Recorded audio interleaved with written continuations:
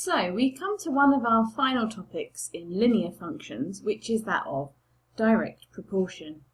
And direct proportion is actually just a special case of linear functions that we've been looking at. It's the case when the y-intercept is 0. So all direct proportion linear functions go through this point here, which of course we know is called the origin. So there are very many examples of this type of relationship, and they're really the kind of relationship where you get the more of one thing, then the more of something else, where B doubles at the same rate as A doubles. So they continue increasing in a linear fashion. So it might be the more apples you buy, the more it costs. You buy double the amount of apples, it'll cost you twice as much. You buy 3 times the amount of apples, it'll cost you 3 times as much. Also, the further you drive, the more petrol or diesel you use. You drive twice as far, you use twice as much fuel. The more cakes you bake, the more butter you need. If you double the recipe, you need twice the amount of butter. And you can see here that represented on a graph, it's similar. So if this were, I don't know, cakes and butter, to make 4 cakes, you need 8 somethings, hopefully not kilograms of butter. And to make 8, you need 16. So as this is doubled, this is doubled. And because it goes through the origin and it's a linear function, directly proportional relationships have this equation for their graphs. That f of x is equal to kx, where k is not equal to 0. So there are many examples of this, like I said, and one nice example I found online was this website here, the Internet in Real Time. And this is a screenshot of the website that I took about a year ago. And to have a bit of a practical use for directly proportional functions, I'd like to compare the data here to the data that the website gives us today to see if they've changed their factors of proportion.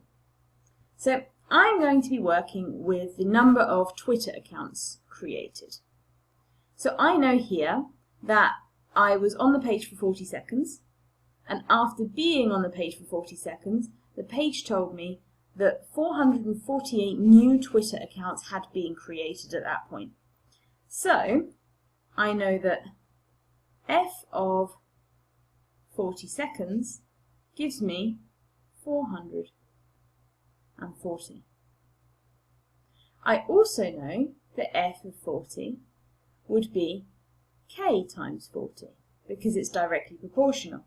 Because when I first click on the page, of course at time 0, no new Twitter accounts have been created. They only start being created after that point. It starts counting after the point when you go on the website. So I know that 440 is equal to k times 40. So if I divide by 40, I can get my factor of proportion, k. So 440 over 40 is equal to k. And I can cancel the zeros. I can say that 4 goes into 4 once and 4 goes into 44 11 times. So k was 11. And actually this tells me how many new Twitter accounts were created in 1 second. Because f of 1 is going to be k times 1. So that's 11 times 1, which is then 11. So in 1 second, this site predicted that 440 new Twitter accounts were created. And then let's have a look then at the website today. So I had it up here. Let's refresh it. So you can see here 4 seconds, 44, 55, 66, 77. Again, today it seems to suggest that every second 11 new Twitter accounts are created. So actually comparing the data that I took from the site last year and the data from the site today, we can say that they haven't changed their data at all.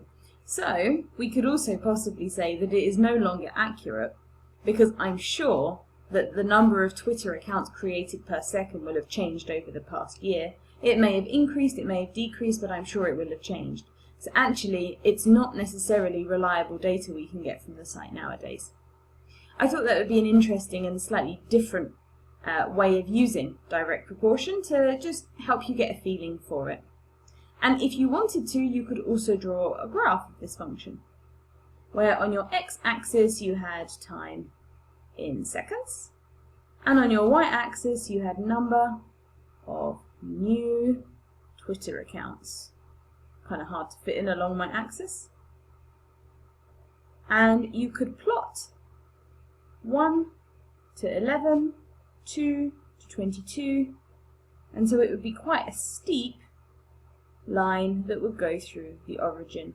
And of course, how steep it is depends on your scale as well. Okay, let's take 1 or 2 exercises from the book to see if we can do a little bit more with direct proportion. I'd like to have a look at exercise 8.59, which is on page 159 of your book. It's the final exercise on that page of the book, and I'd like to do A and B of that. So A gives us 3 points. We have the point 2,4, 3,6, and 5,10.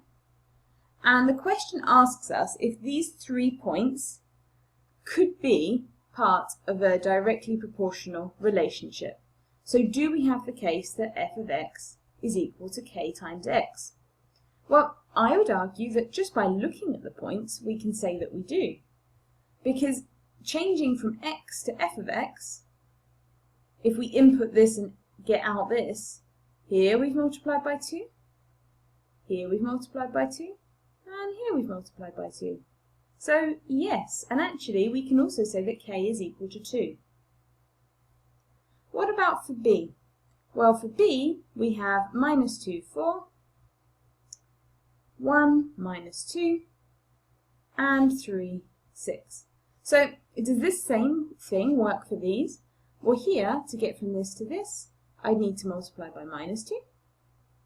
Here I'd need to do the same. But here I don't. I would need to multiply by 2. So no, that doesn't work. But if I change this to minus 6, or indeed this one to minus 3, then I've got a factor of minus 2. So this would have to be the change that I made. No, change 3, 6 to, for example, 3 minus 6 or minus 3, 6. So you can see that direct proportion is not really any different to anything else that we've been doing in terms of linear functions. We just don't have the y-intercept anymore. I'd probably recommend that you had a look at a couple of the other exercises on pages 159 or 160, just for some of the more practical examples, so you can really feel like you've got it. But after linear functions, this shouldn't feel like too much of a stretch.